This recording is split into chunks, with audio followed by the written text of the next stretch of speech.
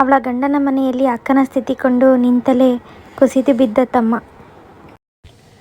ಬಸ್ಸಿಳಿದು ಧೂಳಿನ ಮಯವಾದ ರಸ್ತೆಯಲ್ಲಿ ಅಂದಾಜಿನಲ್ಲೇ ಕಾಲಿಡುತ್ತಾ ದಾರಿ ಸವೆಸಿ ಮನೆ ಸೇರಿ ಬಾಗಿಲು ತಟ್ಟಿದೆ.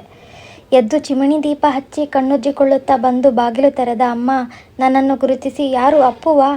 ಈ ಅಮಾವಾಸ್ಯೆ ಕತ್ತಲಲ್ಲಿ ಹೇಗೆ ಬಂದಿ ಮಗ ಎಂದು ಹೇಳಿ ನನ್ನನ್ನೇ ಪಿಳಿ ನೋಡಿದಳು. ಕಾಗದ ಸಿಕ್ಕಿತಾ ಎಂದು ಕೇಳಿದಳು. ಹೌದು ಎಂದೆ. ಬಟ್ಟೆ ಕಳಚಿ ಗೋಡೆಯಲ್ಲಿದ್ದ ಗೂಟಕ್ಕೆ ಸಿಕ್ಕಿಸಿ ಬಾವಿಕಟ್ಟೆಗೆ ತೆರಳಿ ಕೈಕಾಲು ಮುಖ ತೊಳೆದುಕೊಂಡು ಬಂದೆ. ಅನ್ನಕ್ಕೆ ನೀರು ಹಾಕಿ ಆಗಿದೆ. ಅದೇ ಆಗಬಹುದು ಅಲ್ಲ, ಬಿಸಿ ಅನ್ನ ಮಾಡಬೇಕಾ ಎಂದು ಕೇಳಿದಳು. ಅದನ್ನೇ ಹಿಂಡಿ ಹಾಕು ಎಂದೆ. ಪಾಠಶಾಲೆಯಲ್ಲಿ ತಟ್ಟೆಯ ಮುಂದೆ ಕುಳಿತು ಮಜ್ಜಿಗೆಯಲ್ಲಿ ಅನ್ನವನ್ನು ಕಲಿಸಿ ಊಟದ ಶಾಸ್ತ್ರ ಮುಗಿಸಿ ಕೈ ತೊಳೆದು ಚಾಪೆ ಬಿಡಿಸಿ ಚೀಲವನ್ನು ತಲೆಯಡಿ ಇಟ್ಟು ಮಲಗಿದೆ. ನಾಳೆಯೇ ಅಲ್ಲಿಗೆ ಹೋಗಿ ಬರುತ್ತೇನೆ, ಮೊದಲ ಬಸ್ಸಿನಲ್ಲೇ, ಬೇಗ ಎಬ್ಬಿಸು ಎಂದೆ. ಅಮ್ಮ ದೀಪ ಆರಿಸಿ ಜಗಲಿಯನ್ನು ಹಾಸಿದ್ದ ಬಟ್ಟೆಯ ಮೇಲೆ ಬಿದ್ದುಕೊಂಡಳು. ಅಪ್ಪ ಇಲ್ಲವಾ ಎಂದು ಕೇಳಿದೆ. ಅಲೆ ಊರಿಗೆ ಹೋಗಿದ್ದಾರೆ ಎಂದಳು. ಪ್ರಯಾಣದ ಬಳಲಿಕೆಯಿಂದ ನಿದ್ದೆ ಬಂದುದರಿಂದ ಬೆಳಗ್ಗೆ ಬೇಗನೆ ಎಚ್ಚರವಾಗದೆ ಅಮ್ಮನೇ ಎದ್ದು ಎಬ್ಬಿಸಿದಳು.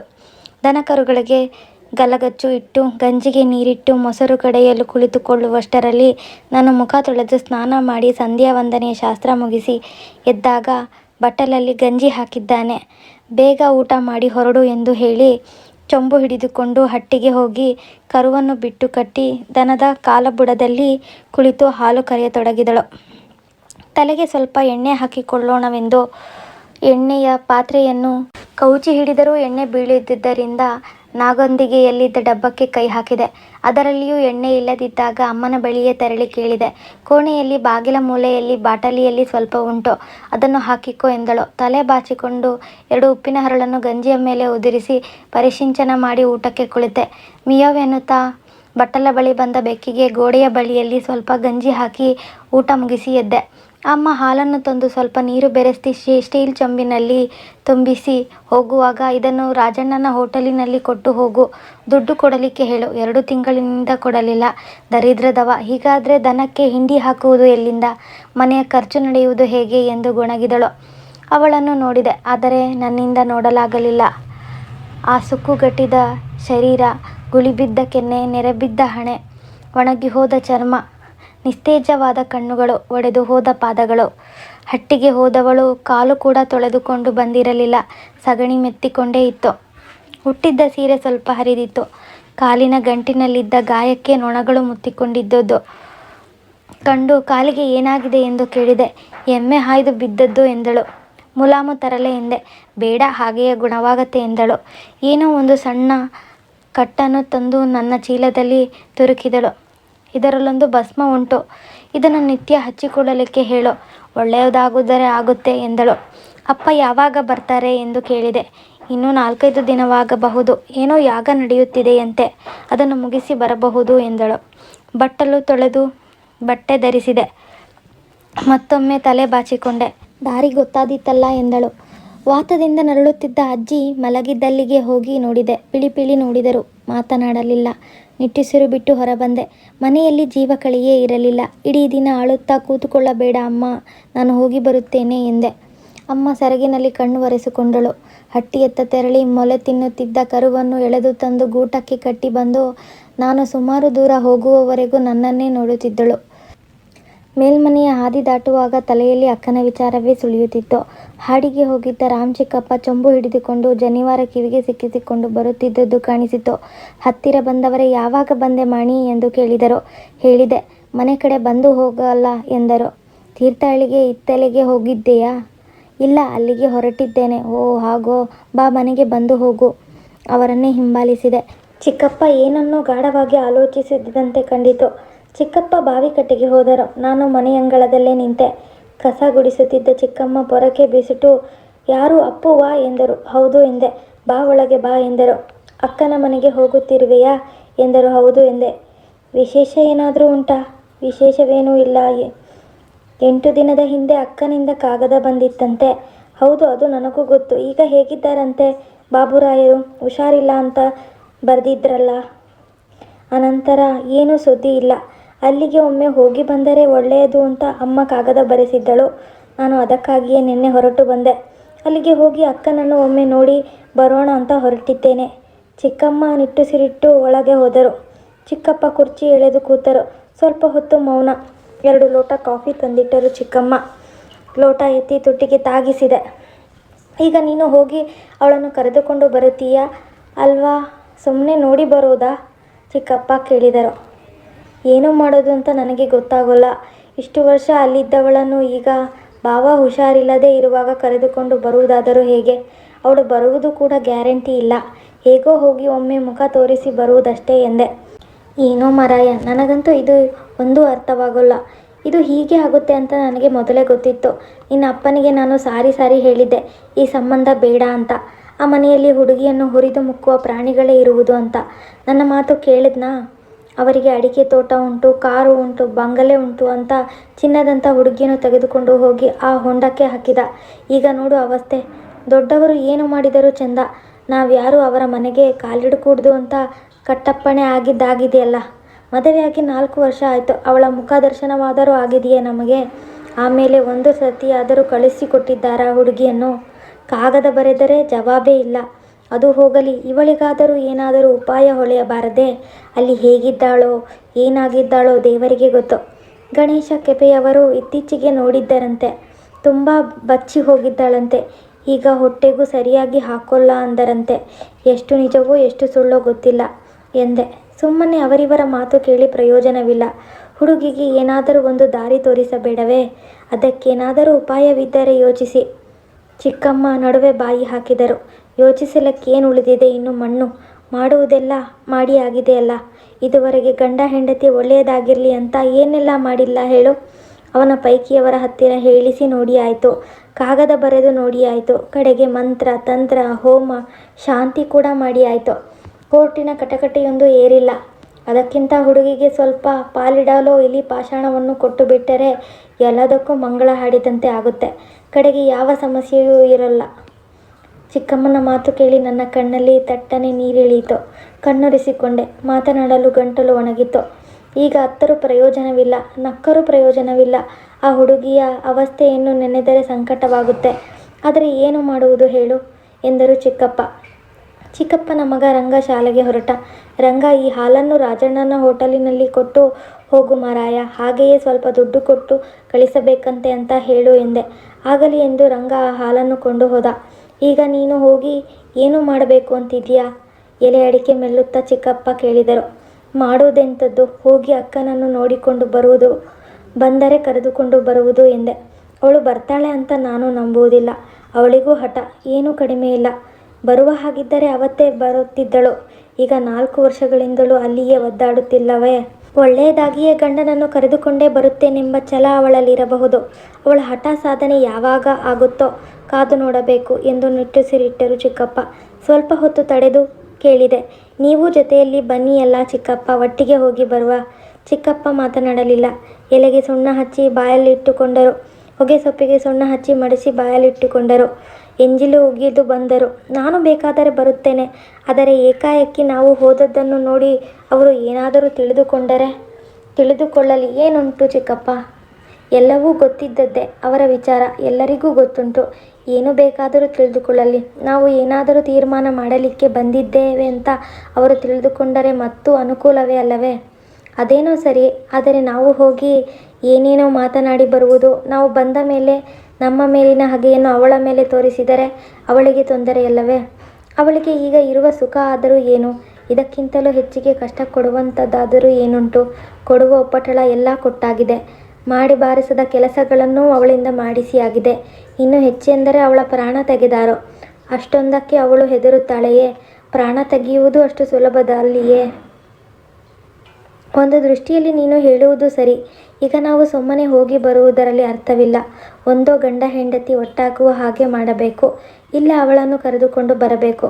ಗಂಡನ ಸುಖವೂ ಇಲ್ಲ, ಅತ್ತೆ ಮಾವಂದಿರ ಪ್ರೀತಿಯೂ ಇಲ್ಲ, ಮೈದುನ ನಾದಿನಿಯರ ಸ್ನೇಹವೂ ಇಲ್ಲ.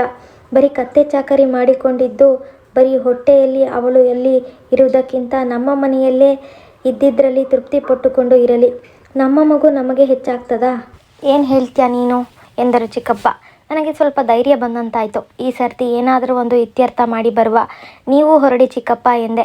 ಈಗ ಅರ್ಜೆಂಟಾಗಿ ಹೊರಡಿ ಎಂದರೆ ಮನೆ ಬಿಟ್ಟು ಹೋಗುವುದು ಹೇಗೆ ಮಾರಾಯ? ತೋಟದಲ್ಲೊಂದು ಬಾವಿ ತೋಡಿಸಲು ಶುರು ಮಾಡಿದ್ದೇನೆ.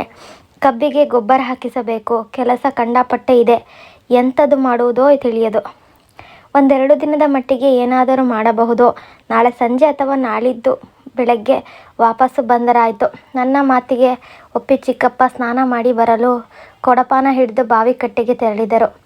ನಾನು ಕೈಚೀಲವನ್ನು ಗೂಟಕ್ಕೆ ಸಿಕ್ಕಿಸಿ ಚಿಕ್ಕಮ್ಮನ ಹಿಂದೆ ಅಡುಗೆ ಮನೆಗೆ ತೆರಳಿದೆ. ಅಲ್ಲ, ಒಂದು ಸುದ್ದಿಯೂ ತಿಳಿಯುತ್ತಿಲ್ಲ ಮಾರಾಯ. ಒಂದೊಂದು ಸಲ ಒಂದೊಂದು ತರಹ ಸುದ್ದಿ ಬರ್ತಿದೆ. ಎಲ್ಲರಿಗೂ ಅವಳದ್ದೇ ಯೋಚನೆಯಾಗಿದೆ. ನಿನ್ನ ಚಿಕ್ಕಪ್ಪ ಅಂತೂ ದಿನಕ್ಕೆ 10 ಸರ್ತಿ ಅವಳನ್ನು ಜ್ಞಾಪಿಸಿಕೊಳ್ಳುತ್ತಾರೆ. ಎಂಥ ಹುಡುಗಿಯ ಸ್ಥಿತಿ ಹೇಗೆ ಆಗಿ ಹೋಯಿತು ನೋಡು. ಚಿಕ್ಕಮ್ಮ ಬಹಳ ಬೇಸರದಿಂದ ಹೇಳಿದರು. ಎಲ್ಲ ನಮ್ಮ ಹಣೆ ಬರಹ. ಈಚೆಗೆ ನಿಮಗೇನಾದರೂ ಸುದ್ದಿ ಬಂದಿದೆಯಾ? ಆಗೊಮ್ಮೆ ಈಗೊಮ್ಮೆ ಒಂದೊಂದು ವಿಚಾರ ತಿಳಿಯುತ್ತೆ. ನಂಬಲಿಕ್ಕೂ ಅಲ್ಲ, ಬಿಡಲಿಕ್ಕೂ ಅಲ್ಲ. ಯಾರೋ ಹೇಳಿದರು ಗಂಡ ಹೆಂಡತಿ ಒಳ್ಳೆಯದಾಗುವ ಹಾಗೆ ಉಂಟು ಅಂತ. ಮತ್ತೊಮ್ಮೆ ಯಾರೋ ಹೇಳಿದರು ಆತ ಬೇರೆ ಮದುವೆ ಮಾಡಿಕೊಳ್ಳುವ ಆಲೋಚನೆಯಲ್ಲಿದ್ದಾರೆ ಅಂತ. ಗಣೇಶ ಕೆಫೆಯವರ ಹೆಂಡತಿ ಹೇಳಿದರು ಅವರಿರುವ ಆ ತೋಟೆ ಮನೆ ಬಿಟ್ಟು ಹೋಗದೆ ಒಳ್ಳೆಯದಾಗುವ ಹಾಗೆ ಕಾಣುತ್ತಿಲ್ಲ ಅಂತ. ಅತ್ತೆ ಯಾವಾಗಲೂ ಬುಸುಗುಟ್ಟುತ್ತಾ ಇರುತ್ತಾರಂತೆ. ಬಾಬುರಾಯರ ಮನೆಯಲ್ಲಿ ಯಾರ ಹತ್ತಿರವೂ ಮಾತನಾಡುವುದಿಲ್ಲವಂತೆ. ಬೆಳಗ್ಗೆ ಕಾರು ಹಿಡಿದುಕೊಂಡು ಹೋದರೆ ಬರುವುದು ರಾತ್ರಿಯೇ ಸೈ. ಅವನ ಕೋಣೆಯೇ ಬೇರೆ, ಅವನ ವ್ಯವಹಾರವೇ ಬೇರೆ. ಎಲ್ಲ ಪ್ರಮಿಳ ದರ್ಬಾರು ಅಲ್ಲಿ. ನಿನ್ನ ಅಕ್ಕ ಎಷ್ಟೋ ಸರ್ತಿ ಅವನ ಕೋಣೆಗೆ ಬೇರೆ ಬೇರೆ ನೆಪದಲ್ಲಿ ಹೋಗಿ ಅವನಿಂದ ಬೈಸಿಕೊಂಡು ಬಂದಿದ್ದಾಳಂತೆ. ಏಟು ಕೂಡ ತಿಂದಿದ್ದಾಳಂತೆ ನೋಡು. ಒಟ್ಟಾರೆ ಅವನ ತಲೆಯೇ ಕೆಟ್ಟ ಹಾಗಿದೆ. ಅವನೇ ಒಂದು ಸರ್ತಿ ಹೇಳಿದನಂತೆ, ನಾನು ಕರೆದಾಗ ಮಾತ್ರ ನೀನು ಬರಬೇಕು, ಅದಕ್ಕೆ ಮೊದಲು ನನಗೆ ಮುಖ ಕೂಡ ತೋರಿಸಬೇಡ ಅಂತ. ಹುಡುಗಿಯ ಗತಿ ಹೀಗೆ ಆದರೆ ಹೇಗೆ ಹೇಳು? ಮೊನ್ನೆ ಒಂದು ದಿನ ಕಣ್ಣೀರು ಸುರಿಸುತ್ತಾ ಅಡಿಗೆ ಮನೆಯಲ್ಲಿ ಒಬ್ಬಳೇ ಕುಳಿತಿದ್ದಳಂತೆ. ಆ ಮೋದಿ ಮಾವ ಹೇಳಿದ್ರಂತೆ, ಸ್ವಲ್ಪ ತಾಳ್ಮೆ ವಹಿಸು, ದುಡುಕಿ ನಿನ್ನ ಬಾಳು ಪೂರ ಹಾಳು ಮಾಡಿಕೊಳ್ಳಬೇಡ, ಒಳ್ಳೆಯದಾಗುತ್ತೆ ಅಂತ. ಆ ಸಂಸಾರದ ಗುಟ್ಟೇ ಗೊತ್ತಾಗೋಲ್ಲ ಮಾರಾಯ. ಅವಳಿಗೆ ಎದುರು ಬರಲು ಬಿಡುವುದಿಲ್ಲವಂತೆ. ನೆರೆಕೆರೆಯವರಲ್ಲಿ ಮಾತನಾಡಲು ಬಿಡುವುದಿಲ್ಲವಂತೆ. ಅಷ್ಟು ದೊಡ್ಡ ಮನೆಯ ಒಳಗಿನ ಹೊರಗಿನ ಕೆಲಸ ಎಲ್ಲ ಒಬ್ಬಳೇ ಮಾಡುವುದೆಂದರೆ ಏನು ಸಾಮಾನ್ಯವೇ? ಕಸ ಗುಡಿಸುವುದು, ನೆಲ ಒರೆಸುವುದು, ಬಟ್ಟೆ ಒಗೆಯುವುದು, ರುಬ್ಬುವುದು, ನೀರು ತುಂಬುವುದು ಒಂದೇ ಎರಡೇ ಕೆಲಸ ಸಾಯಲಿ ನಾವು ಮಾಡುತ್ತೇವೆ. ಆದರೆ ಹೊಟ್ಟೆಗೂ ಸರಿಯಾಗಿ ಹಾಕದೆ, ಮಾತು ಕೂಡ ಸರಿಯಾಗಿ ಆಡದೆ ಇದ್ದರೆ ಅವಳು ಹೇಗೆ ಇರಬೇಕು ಹೇಳು? ಲೆಕ್ಕಕ್ಕೆ ದೊಡ್ಡ ಮನೆಯ ದೊಡ್ಡ ಸೊಸೆ. ಇಲ್ಲಿ ಇರುವಾಗ ಪಟಾಪಟಿ ಮಾತನಾಡುತ್ತಿದ್ದ ಹುಡುಗಿ ಮಂಕಾಗಿ ಬೆಪ್ಪು ಕಟ್ಟಿ ಹೋಗಿದೆಯಂತೆ. ಈಗ ನಾನಾಗಿದ್ದರೆ ಎಂದೋ ಜಗಳವಾಡಿ ಓಡಿ ಬರುತ್ತಿದ್ದೆ. ಇವಳಿಗೆ ಇಷ್ಟು ಹಠ ತಾಳ್ಮೆ ಹೇಗೆ ಬಂತೋ ಆ ದೇವರಿಗೆ ಗೊತ್ತು. ಗಂಡ ಒಬ್ಬ ಸರಿ ಇದ್ದಿದ್ದರೆ ಈ ಉಳಿದ ಮಾರಿಗಳನ್ನೆಲ್ಲ ಸದೆಬಡಿಯಬಹುದಿತ್ತು. ಅವನೇ ಅವಳ ಕೈ ಬಿಟ್ಟಿರುವಾಗ ಈ ರಣಹದ್ದುಗಳು ಅವಳನ್ನು ತಿನ್ನದೆ ಬಿಡುತ್ತಾವೆಯೇ? ನೀನು ನಿಂತೇ ಇದ್ದಿ, ಕೂತ್ಕೋ ಅಪ್ಪು, ನಾನು ಈಗ ಬಂದೆ. ಚಿಕ್ಕಮ್ಮ ಒಲೆಯ ಹತ್ತಿರ ಹೋದರು. ನಾನು ಮೂಕನಾಗಿಯೇ ನಿಂತಿದ್ದೆ. ನನ್ನಿಂದ ಯಾವ ಮಾತನ್ನೂ ಆಡಲಾಗಲಿಲ್ಲ. ಅಕ್ಕನ ದಾರುಣ ಸ್ಥಿತಿಯನ್ನು ನೆನೆದು ಗಂಟಲು ಒಣಗಿತ್ತು. ತೇವವಾಗಿದ್ದ ಕಣ್ಣುಗಳನ್ನು ಒರೆಸಿಕೊಂಡು ಚಾವಡಿಗೆ ಬಂದೆ. ಗೋಡೆಯ ಮೇಲಿದ್ದ ಫೋಟೋಗಳು ಕಣ್ಣಿಗೆ ಬಿದ್ದವು. ಅಕ್ಕನ ಮದುವೆಯ ಸಮಯ ತೆಗೆಸಿದ್ದ ಫೋಟೋಗಳು ಅಲ್ಲಿದ್ದವು. ಅಕ್ಕ ಭಾವ ಒಟ್ಟಿಗೆ ಕುಳಿತದ್ದು, ಧಾರೆ ಸಮಯ ಎದುರು ಬದುರಾಗಿ ನಿಂತದ್ದು, ದಿಬ್ಬಣದ್ದು, ಇಡೀ ಸಂಸಾರದವರು ಒಟ್ಟಾಗಿ ಕುಳಿತದ್ದು, ಎಲ್ಲ ನಮೂನೆಯ ಫೋಟೋಗಳು ಅಲ್ಲಿದ್ದವು. ಅಕ್ಕನ ಮುಖದಲ್ಲಿದ್ದ ತೇಜಸ್ಸು, ಕಳೆ, ಮುಗ್ಧ ನಗು, ಲವಲವಿಕೆಯ ಭಾವನೊಟ್ಟಿಗೆ ನಿಂತ ರೀತಿ, ಭಾವ ಹೆಗಲ ಮೇಲೆ ಕೈ ಹಾಕಿ ಕುಳಿತಿದ್ದಾಗ ಅವಳ ಹಿಗ್ಗು, ರಾಮನಾಮ ನಾನು ನೆನೆಯದಾದೆ. ಒಂದೇ ಒಂದು ತಿಂಗಳು ಮದುವೆಯಾಗಿ, ಒಂದೇ ಒಂದು ತಿಂಗಳು. ಯಾವ ಜಂಜಾಟವೂ ಇಲ್ಲದೆ ಅಕ್ಕನ ಜೀವನ ಸುಖಮಯವಾಗಿತ್ತು, ಸಂಭ್ರಮಮಯವಾಗಿತ್ತು. ಅಥವಾ ಹಾಗೆಯೇ ನಮಗೆಲ್ಲ ಕಂಡಿತ್ತು. ಆನಂತರ ಏನಾಯ್ತೋ? ಗಂಡನ ಮನೆಗೆ ಕಣ್ಣೀರಿಟ್ಟು ತೆರಳಿದ ಅಕ್ಕ ಎಲ್ಲರನ್ನೂ ಕಣ್ಣೀರಲ್ಲೇ ಮುಳುಗಿಸಿದಳು. ಅಂದಿನಿಂದ ಇಂದಿನವರೆಗೂ ಸುಖವಿಲ್ಲ, ಶಾಂತಿ ಇಲ್ಲ. ಒಂದೊಂದೇ ಈಗಲೋ ಆಗಲೋ ನಡೆದಂತೆ ಭಾಸವಾಗುತ್ತಿದೆ. ಎಲ್ಲ ಒಂದು ಕನಸಿನಂತೆ ಕಾಣುತ್ತಿದೆ. ಅಕ್ಕ ಬೆಳೆದು ಸುಂದರಿಯಾಗಿ ಕಂಡು ಎಲ್ಲರ ಕಣ್ಮನಗಳಿಗೆ ಸಂತಸ ನೀಡಿದ್ದು. ಒಂದು ಬಾರಿ ಕಂಡೊಡನೆಯೇ ಮದುವೆಯಾಗಲು ಒಪ್ಪಿ ಭಾವ ಮುಂದೆ ಬಂದದ್ದು. ಅಕ್ಕನನ್ನು ನೋಡಿ ಹೋದ ಮೇಲೆ ಮಾರನೇ ದಿನವೇ ಭಾವ ಮೋಟಾರ್ ಸೈಕಲಿನಲ್ಲಿ ಬಂದು ಅಕ್ಕನನ್ನು ಕುಂಜಾರಗಿರಿಗೆ ಕರೆದುಕೊಂಡು ಹೋದ್ದು. ಅಲ್ಲಿ ದೇವರ ಎದುರು ನಿಂತು ಏನೇನೋ ಪ್ರಾರ್ಥಿಸಿಕೊಂಡದ್ದು. ಕೈ ಹಿಡಿದು ಇಬ್ಬರು ಕೆಳಗಿಳಿದಿದ್ದು. ಓಡಲಾರದ ನನ್ನನ್ನು ಕಂಡು ಹಾಸ್ಯ ಮಾಡಿದ್ದು. ದೇವಸ್ಥಾನದಲ್ಲಿ ಮದುವೆಯಾದದ್ದು. ಅಕ್ಕನಿಗೆ ಜಲ್ಲಿ ಇಳಿಸಿದ್ದು. ಭಾವನ ತಾಯಿಗೂ ಅಪ್ಪಯ್ಯನ ಅಕ್ಕನಿಗೂ ಏನೋ ಮಾತಿಗೆ ಮಾತು ಬೆಳೆದು ಮನಸ್ತಾಪ ಉಂಟಾಗಿದ್ದು. ಎಲ್ಲವೂ ನಿನ್ನೆ ಮೊನ್ನೆ ನಡೆದ ಹಾಗಿದೆ. ಆ ಅತ್ತೆಗೆ ಅಕ್ಕನಲ್ಲಿ ಏನು ಕುಂದು ಕಂಡು ಬಂತೋ? ಬಡವರ ಮನೆಯಲ್ಲಿ ಹುಡುಗಿ ಎಂದು ಜರೆದರಂತೆ, ಹೀಯಾಳಿಸಿ ಮಾತನಾಡಿದ್ದಂತೆ, ಎಲ್ಲ ಕೆಲಸಗಳನ್ನು ಅವಳಿಂದಲೇ ಮಾಡಿಸಿದ್ದಂತೆ. ಅಕ್ಕ ಒಮ್ಮೆ ಏನೋ ಎದುರುತ್ತರ ಕೊಟ್ಟದ್ದಕ್ಕೆ ಎದೆ ಬಡಿದುಕೊಂಡು ಅತ್ತದ್ದಂತೆ. ಭಾವನ ಹತ್ತಿರ ಇಲ್ಲಸಲ್ಲದ ಚಾಡಿ ಹೇಳಿ ಅಕ್ಕನನ್ನು ಹೆಂಡತಿಯಾಗಿ ಪರಿಗಣಿಸಿದರೆ ನಾನು ಆತ್ಮಹತ್ಯೆ ಮಾಡಿಕೊಳ್ಳುವುದಾಗಿ ಹೆದರಿಸಿದ್ದರಂತೆ. ಎಲ್ಲವೂ ಅಂತೆ ಕಂತೆಗಳಾಗಿಯೇ ಉಳಿದಿವೆ. ನಿಜವಾಗಿ ಏನು ನಡೆದಿದೆ ಎಂಬುದು ಯಾರಿಗೂ ಸರಿಯಾಗಿ ತಿಳಿಯದು. 10 ಗಂಟೆಗೆ ಊಟ ಮುಗಿಸಿ ನಾವು ಸುಮಾರು ದೂರ ಹೋದ ಮೇಲೆ ಚಿಕ್ಕಪ್ಪ ಹೇಳಿದರು, ಈ ನಮೂನೆಯ ಜನಗಳನ್ನು ನಾನು ಎಲ್ಲೂ ನೋಡಿಲ್ಲ ಮಾರಾಯ. ಇವರ ಕತೆ ಎಂಥದ್ದು ಅಂತ ಗೊತ್ತಾಗೋಲ್ಲ. ನೋಡು, ಇವಳ ಮದುವೆಯಾಗಿ 4 ವರ್ಷವಾಯಿತು. ಹೆಚ್ಚು ಕಡಿಮೆ ಪ್ರಸ್ತುತ ದಿನ ಬಿಟ್ಟು ಮತ್ತೊಂದು ಬಾಬುರಾಯ ಅವಳೊಟ್ಟಿಗೆ ಇದ್ದ ಹಾಗೆ ಕಾಣೋಲ್ಲ. ಅವನ ಮನೆಯವರು ಮನುಷ್ಯ ಜಾತಿಯಲ್ಲಿ ಮಾತನಾಡುವುದಿಲ್ಲ. ಅವರ ಮನೆಯಲ್ಲಿ ವಿಶೇಷದ ಊಟ ಏನು ಆದದ್ದು ನಮಗೆ ಗೊತ್ತಿಲ್ಲ. ಈ ಹುಡುಗಿಗೆ ಈ ವಯಸ್ಸಿನಲ್ಲೇ ಹೀಗೆ ಆಗಬೇಕಾ? ಗಂಡ ಸತ್ತು ಹೋಗಿದ್ದರೆ ವಿಧವೆ ಅಂತ ಆದರೂ ಒಂದು ಸಮಾಧಾನ ಇರ್ತಿತ್ತು. ಈಗ ಗಂಡ ಇದ್ದು ಆ ಎಳೆಯ ಜೀವ ಯಾತನೆ ಪಡಬೇಕಾಯ್ತಲ್ಲ. ಮಾತೆತ್ತಿದರೆ ಅಪ್ಪನ ಮನೆಗೆ ಹೋಗು ಅಂತ ಬೈತಾ ಇರ್ತಾಳೆ ಆ ಮುದುಕಿ. ಗಂಡನ ಮನೆ ಬೇಕಾದರೆ ಇಲ್ಲಿ ಹೇಳಿದ ಹಾಗೆ ಕೇಳ್ತಾ ಇರಬೇಕು. ಇಲ್ಲದಿದ್ದರೆ ನಿನ್ನ ಅಪ್ಪನ ಮನೆಗೆ ಹೋಗಬಹುದು. ನಮ್ಮದೇನೂ ಅಡ್ಡಿ ಇಲ್ಲ ಅಂತ ಹೇಳಿದ್ದಾಳಂತೆ ಅವಳು. ಅಲ್ಲ, ಅಷ್ಟು ಮಕ್ಕಳಿಗೂ ಸ್ವಂತ ಬುದ್ಧಿ ಎನ್ನುವಂಥದ್ದೇ ಇಲ್ಲವೋ ಹೇಗೆ? ಯಾರೂ ನೆಲದ ಮೇಲೆ ಇದ್ದ ಹಾಗೆಯೇ ಕಾಣುವುದಿಲ್ಲ. ಎಲ್ಲ ಅಹಂಕಾರದ ಮುದ್ದೆಗಳೇ. ನನಗಂತೂ ಸಂಶಯ ಉಂಟು, ಅವನಿಗೆ ಬೇರೆ ಯಾರೋ ಗಿರಾಕಿ ಗಂಟು ಬಿದ್ದಿದ್ದಾರೆ ಅಂತ. ಹೌದೇ? ನಿನಗೆ ಇದೆಲ್ಲ ಗೊತ್ತಾಗಿರಲಿಕ್ಕಿಲ್ಲ. ನೀನು ಪರ ಊರಿನಲ್ಲಿರುವವನು. ನಿನ್ನ ಭಾವನ ವಿಚಾರ ನಿನಗೆ ಹೇಗೆ ಗೊತ್ತಾಗುವುದಾದರೂ ಹೇಗೆ? ಅವನೊಬ್ಬ ಶುದ್ಧ ಲಫಂಗ ಅಂತ ನಾನು ಹೇಳಲಾರೆ. ವ್ಯಾಪಾರ ವ್ಯವಹಾರದಲ್ಲಿ ಒಳ್ಳೆ ಚುರುಕಿದ್ದಾನೆ. ಆದರೇನು, ಮನುಷ್ಯತ್ವ ಬೇಡವೇ? ಮನೆಯ ವಿಚಾರದಲ್ಲಿ, ಹೆಂಡತಿಯ ವಿಚಾರದಲ್ಲಿ ತಲೆಯೇ ಹಾಕೋಲ್ಲ ಅಂದರೆ ಹೇಗೆ? ಹುಡುಗಿಯ ವಿಚಾರ ಮಾತನಾಡಲು ಹೋದರೆ ಅದೊಂದು ಬಿಟ್ಟು ಬೇರೆ ಏನು ಬೇಕಾದರೂ ಮಾತನಾಡಿ ಎನ್ನುತ್ತಾರೆ. ಅಂಥವನ ಹತ್ತಿರ ವಾದಿಸುವುದು ಹೇಗೆ? ವಾರಕ್ಕೆ 3 ಸರ್ತಿ ಶಿವಮೊಗ್ಗಕ್ಕೆ ಹೋಗಿ ಬರ್ತಾನೆ. ಅಲ್ಲಿ ಯಾವುದೋ ಒಂದು ಹುಡುಗಿಯನ್ನು ಕಟ್ಟಿಕೊಂಡಿದ್ದಾನಂತೆ. ಒಂದಲ್ಲ 10 ಹುಡುಗಿ ಇರಲಿ, ಅದಕ್ಕೆ ಮದುವೆಯಾದವಳನ್ನು ಈ ರೀತಿ ನೋಡಿಕೊಳ್ಳಬೇಕು ಅಂತ ಉಂಟಾ? ಆ ಹುಡುಗಿ ಇವನ ತಲೆ ತಿರುಗಿಸಿದ್ದಾಳೆ ಅಂತಲೂ ಹೇಳ್ತಾರೆ. ಆದರೆ ಇವನ ತಲೆ ಸರಿ ಇಟ್ಕೊಳ್ಳೋಕ್ಕೂ ತಿಳಿಯದೆ ಅಂತೂ ಈ ಚಿನ್ನದಂಥ ಹುಡುಗಿಯನ್ನು ಕಸಕ್ಕೆ ಹಾಕಿದೆನಲ್ಲ ಅಂತ ಬೇಸರವಾಗುತ್ತೆ. ನೆವನಕ್ಕೊಂದು ಇವಳ ಕಾಗದ. ಅತ್ತೆ ಕಷ್ಟ ಕೊಡ್ತಾರೆ, ನಾವು ಸ್ವಲ್ಪ ಸಮಯ ಅವರಿಂದ ದೂರ ಇರುವುದು ಒಳ್ಳೆಯದು ಅಂತ ಬರೆದಿದ್ದಳಂತೆ ಹಿಂದೆ. ಇದೇ ವಿಚಾರವನ್ನು ದೊಡ್ಡದು ಮಾಡಿ, ನಿಮ್ಮ ಹುಡುಗಿ ನಮಗೆ ಬೇಡ ಅಂತ ಮನೆಗೆ ಬಂದವಳನ್ನು ಕರೆದುಕೊಂಡು ಹೋಗಲೇ ಇಲ್ಲ. ಕಡೆಗೆ ನಾವು ಕರೆದುಕೊಂಡು ಹೋಗಿ ಪಂಚಾಯಿತಿ ಮಾಡಿ ಬಿಟ್ಟು ಬಂದದ್ದಲ್ವಾ. ನಾವು ಯಾರೂ ಅಲ್ಲಿಗೆ ಹೋಗಬಾರದೆಂದು ಷರತ್ತಿಗೂ ಒಪ್ಪಿ ಬಂದೆವು. ಕ್ರಮೇಣ ಗಂಡ ಹೆಂಡತಿ ಅತ್ತೆ ಸೊಸೆ ಒಳ್ಳೆಯ ರೀತಿಯಲ್ಲಿ ಇರಬಹುದೆಂದುಕೊಂಡು, ಆದರೆ ಆದ ಕಥೆಯೇ ಬೇರೆ. ಎಲ್ಲರೂ ಹೇಳುವುದು ನೋಡಿದರೆ ಹುಡುಗಿ ಇಷ್ಟು ದಿವಸ ಜೀವ ಇಟ್ಟುಕೊಂಡು ಬದುಕಿದ್ದೇ ದೊಡ್ಡದು ಅಂತ. ಕೆಲಸದ ಹುಡುಗಿಗಿಂತಲೂ ಕೀಳಾಗಿ ಆ ಮನೆಯಲ್ಲಿ ಒದ್ದಾಡ್ತಾ ಇದ್ದಾಳೆ. ನಾವು ಇಷ್ಟು ದಿನ ಕೈಕಟ್ಟಿ ಬಾಯಿ ಮುಚ್ಚಿ ಕುಳಿತದ್ದು ತಪ್ಪಾಯಿತು. ಈಗ 4 ಜನರ ಎದುರು ಅವರ ಮರ್ಯಾದೆ ತೆಗೆಯದು ಬರಬೇಕು ಅಷ್ಟೇ. ಹುಡುಗಿಯ ಬಾಳಂತೂ ಹಾಳಾಯಿತು. ನಾವು ಇನ್ನು ಹೆದರಿ ಕೂರಬಾರದು. ಜ್ಯೋತಿಷಿ ಸೀನು ಭಟ್ರು ಕಡಾಖಂಡಿತವಾಗಿ ಹೇಳಿದ್ದಾರಂತೆ, ಇನ್ನೊಂದು ತಿಂಗಳೊಳಗೆ ಮನೆಗೆ ಬರ್ತಾಳೆ, ಮುಂದೆ ಒಳ್ಳೆಯದಾಗುತ್ತೆ ಅಂತ. ಅವಳ ಜಾತಕದಲ್ಲೂ 3-4 ವರ್ಷ ಬಹಳ ಕಠಿಣ, ನಂತರ ಒಳ್ಳೆಯದಾಗುತ್ತದೆ ಅಂತ ಉಂಟಂತೆ. ಅಪ್ಪಯ್ಯ ಅವಳಿಗೆ ಶ್ರೇಯಸ್ಸಾಗಬೇಕು ಅಂತ ನಿತ್ಯ ದೇವಿ ಪಾರಾಯಣ ಮಾಡ್ತಾ ಇದ್ದಾರೆ. ನವಗ್ರಹ ಹೋಮ, ಹವನ, ಶಾಂತಿಗಳೆಲ್ಲ ಮಾಡಿಸಿ ಆಯಿತು.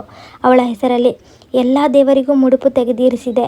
ಮರ್ಯಾದೆಯಾಗಿ ಯಾವ ಗಲಾಟೆಯೂ ಇಲ್ಲದೆ ಗಂಡ ಹೆಂಡತಿ ಚೆನ್ನಾಗಿದ್ದರೆ ಸಾಕು ಎಂಬುದು ನಮ್ಮ ಆಸೆ. ನಾವು ಹೋದ ಮೇಲೆ ಏನೆಲ್ಲ ಗಲಾಟೆ ನಡೆಯುತ್ತದೋ ದೇವರಿಗೆ ಗೊತ್ತು. ಗಲಾಟೆ ಆಗಲೂಬಹುದು, ಆಗದಿರಲೂಬಹುದು. ಅಂತೂ ನಾವು ಹೋದೊಡನೆಯೇ ನಮ್ಮ ಕುತ್ತಿಗೆಗೆ ಕೈ ಹಾಕಿ ಹೊರಗೆ ದೂಡಲಿಲ್ಲವಲ್ಲ. ಅಪರೂಪಕ್ಕೆ ಹೋದವರನ್ನು ಮಾತನಾಡಿಸದೆ ಇರಲಿಕ್ಕಿಲ್ಲವಲ್ಲ. ನಾವು ಮನಬಿಚ್ಚಿಯೇ ಮಾತನಾಡೋಣ. ನಿನ್ನ ಭಾವ ಹುಷಾರಾಗಿದ್ದರೆ ಅಕ್ಕನನ್ನು ಕರೆದುಕೊಂಡು ಮನೆಗೆ ಬಂದು ಹೋಗಲು ಹೇಳೋಣ. ನಮಗೇನು ಹೆದರಿಕೆ, ಏನಾದರೂ ಒಂದು ಇತ್ಯರ್ಥ ಆಗಲಿ. ಏನು ಹೇಳ್ತಿ ನೀನು? ನಾನು ಏನನ್ನೂ ಹೇಳಲಿಲ್ಲ. ಆಗುಂಬೆಯಲ್ಲಿ ನಾವು ಬಸ್ಸು ಹತ್ತುವಾಗ ಹಾರಾಡಿಯ ನಮ್ಮ ಗುರುತಿನವರೊಬ್ಬರು ಸಿಕ್ಕಿದ್ದರು. ಭಾವನ ಹತ್ತಿರದ ಸಂಬಂಧಿ ಕೂಡ. ನನ್ನ ಪರಿಚಯ ಅವರಿಗೆ ಸರಿಯಾಗಿ ಇದ್ದಂತೆ ಕಾಣಲಿಲ್ಲ. ಆದರೆ ಚಿಕ್ಕಪ್ಪನ ಪರಿಚಯ ಚೆನ್ನಾಗಿತ್ತು. ಚಿಕ್ಕಪ್ಪನೇ ಅವರನ್ನು ಕಂಡು ತೀರ್ಥಹಳ್ಳಿಯವರೆಗೆ ಹೋಗಿ ಬರುತ್ತೇವೆ, ಅಲ್ಲಿಯ ಸಮಾಚಾರ ಏನಾದರೂ ಗೊತ್ತುಂಟಾ ಎಂದು ಕೇಳಿದರು. ಬಾಬುರಾಯರಿಗೆ ಹುಷಾರಿರಲಿಲ್ಲ, ಸ್ವಲ್ಪ ಜ್ವರವಿತ್ತು, ಅದು ಗುಣವಾಯಿತು. ಮೊನ್ನೆ ಶಿವಮೊಗ್ಗಕ್ಕೆ ಹೋಗಿದ್ದ. ವಾಪಸ್ಸು ಬರುವಾಗ ಮೋಟಾರ್ ಸೈಕಲ್ ಆಕ್ಸಿಡೆಂಟ್ ಆಗಿ ತಲೆಗೆ ತುಂಬ ಪೆಟ್ಟಾಗಿದೆ. ಶಿವಮೊಗ್ಗ ಆಸ್ಪತ್ರೆಗೆ ಹಾಕಿದ್ದಾರೆ. ನಾನು ನಿನ್ನೆ ನೋಡಿ ಬಂದೆ. ಜೀವ ಉಳಿಯುವುದು ಕಷ್ಟ ಎಂದರು. ಇನ್ನು ದೇವರೇ ಗತಿ ಎಂದು ನಿಟ್ಟುಸಿರಿಟ್ಟು ತೆರಳಿದರು. ಚಿಕ್ಕಪ್ಪ, ನಾವು ಸೀದಾ ಶಿವಮೊಗ್ಗಕ್ಕೆ ಹೋಗಿ ಭಾವನನ್ನು ನೋಡಿ ಬಂದರೆ ಹೇಗೆ ಎಂದೆ. ಬೇಡ, ತೀರ್ಥಹಳ್ಳಿಯಲ್ಲಿ ಇಳಿದು ಮನೆಯಲ್ಲಿ ವಿಚಾರಿಸಿಯೇ ಬೇಕಾದರೆ ಶಿವಮೊಗ್ಗಕ್ಕೆ ಹೋಗುವ ಎಂದರು. ನಾವು ಭಾವನ ಮನೆ ಸೇರಿದಾಗ 4 ಆಗಿತ್ತು. ಮನೆಯೆಲ್ಲ ಬಣಬಣ ಎನ್ನುತ್ತಿತ್ತು. ಯಾರದ್ದೂ ಸದ್ದಿಲ್ಲ. ಅಲ್ಲಿದ್ದ ಪುರೋಹಿತರೊಬ್ಬರು ನಮ್ಮನ್ನು ಕಂಡು ನೀವು ಬಾಬುರಾಯರ ಹೆಂಡತಿಯ ಕಡೆಯವರಾ? ಬಾಬುರಾಯನ ಕತೆ ಮುಗಿಯಿತು. ಬೆಳಗ್ಗೆ ಶಿವಮೊಗ್ಗದಿಂದ ಹೆಣ ತಂದು ಈಗ ತಾನೇ ಸಂಸ್ಕಾರ ಆಯಿತು. ಎಲ್ಲ ಒಳಗಿದ್ದಾರೆ ಎಂದರು. ಚಿಕ್ಕಪ್ಪನ ಮುಖ ಕಪ್ಪಾಯಿತು. ನನ್ನ ಕೈಕಾಲು ಗಡಗಡನೆ ನಡುಗುತ್ತಿತ್ತು. ಪಾಠಶಾಲೆಯಲ್ಲಿ ಅಕ್ಕ ಒಬ್ಬಳೇ ಕುಳಿತಿದ್ದಳು. ಕಣ್ಣಿನಲ್ಲಿ ಚೂರೂ ನೀರಿರಲಿಲ್ಲ. ಮುಖದಲ್ಲಿ ಚೂರು ವ್ಯಸನವಿರಲಿಲ್ಲ. ನನ್ನನ್ನು ನೋಡಿಯೂ ಅವಳಲ್ಲಿ ಯಾವ ಬದಲಾವಣೆಯೂ ಆಗಲಿಲ್ಲ. ನನ್ನೆದುರು ಆಚೀಚೆ ಮನೆಯೊಳಗೆ ಓಡಾಡುತ್ತಿದ್ದ ಆ ಅತ್ತೆ, ಮಾವ, ನಾದಿನಿಯರು, ಭಾವನ ತಮ್ಮಂದಿರು ಎಲ್ಲ ಪಿಶಾಚಿಗಳಂತೆ, ರಾಕ್ಷಸರಂತೆ ಕಂಡು ಬಂದರು. ನಾನು ಮೂಕನಾಗಿ ಅಕ್ಕನ ಎದುರು ಎಷ್ಟೋ ಹೊತ್ತು ನಿಂತಿದ್ದೆನೋ. ಚಿಕ್ಕಪ್ಪ ಬಂದು ಎಚ್ಚರಿಸಿದರು. ಅಪ್ಪು, ಕಾರು ತಂದಿದ್ದೇನೆ, ಇವಳನ್ನು ಕರೆದುಕೊಂಡು ಮನೆಗೆ ಹೋಗುವ. ಈ ಮನೆಯ ಋಣ ಮುಗಿಯಿತು ಅವಳಿಗೆ. ಇನ್ನಾದರೂ ಉಳಿದವರು ಸುಖವಾಗಿರಲಿ ಎಂದರು. ಅಕ್ಕನನ್ನು ಕಾರಿನಿಂದಿಳಿಸಿ ಮನೆಗೆ ಕರೆದುಕೊಂಡು ಹೋದೆವು. ರಾತ್ರಿಯಾಗಿದ್ದರಿಂದ ಅಮ್ಮ ಮಲಗಿಯಾಗಿತ್ತು. ಅವಳನ್ನು ಎಬ್ಬಿಸಿದೆ. ಚಿಮಣಿಯ ದೀಪದ ಬೆಳಕಿನಲ್ಲಿ ಕುಂಕುಮವಿಲ್ಲದೆ ಬಂದು ನಿಂತಿದ್ದ ಅಕ್ಕನನ್ನು ನೋಡಿ ಅಮ್ಮ ಚೀರಿದಳು. ನಾನು ಕೋಣೆಯೊಳಗೆ ಹೋಗಿ ಬಾಗಿಲು ಹಾಕಿಕೊಂಡು ಸಾಧ್ಯವಾದಷ್ಟು ಅತ್ತೆ. ಮುಂದೆಯಾದರೂ ಅವಳ ಜೀವನ ಚೆನ್ನಾಗಿರಲಿ ಅಂತ ಆಶಿಸೋಣ. ಕತೆ ನಿಮಗೆ ಇಷ್ಟವಾಗಿದ್ದರೆ ದಯವಿಟ್ಟು ಲೈಕ್ ಮಾಡಿ, ಶೇರ್ ಮಾಡಿ. ಸಬ್ಸ್ಕ್ರೈಬ್ ಮಾಡ್ಕೊಳ್ಳದೆ ಕತೆನ ಕೇಳ್ತಿದ್ರೆ ದಯವಿಟ್ಟು ಸಬ್ಸ್ಕ್ರೈಬ್ ಮಾಡ್ಕೊಳ್ಳಿ. ಕತೆನ ಪೂರ್ತಿ ಕೇಳಿದ್ದಕ್ಕೆ ಧನ್ಯವಾದಗಳು.